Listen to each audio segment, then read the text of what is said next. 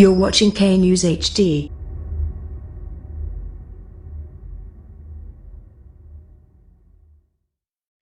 السلام علیکم، آپ دیکھ رہے ہیں کے نیوز چینل۔ خبر شامل کرتے ہیں فیصل آباد سے۔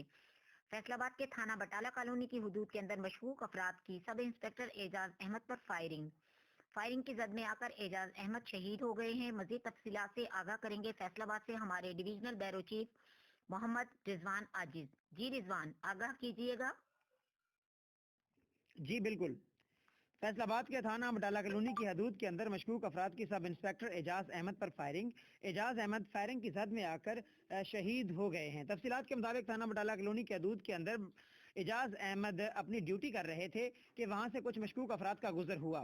مشکوک افراد کا پیچھا کرتے ہوئے اعجاز احمد ملکہ قبرستان کے پاس گئے، جہاں پر جرائم پیشہ عناصر پہلے سے گھات لگا کر بیٹھے ہوئے تھے اور انہوں نے اعجاز احمد پر آتے ہی فائرنگ کھول دی۔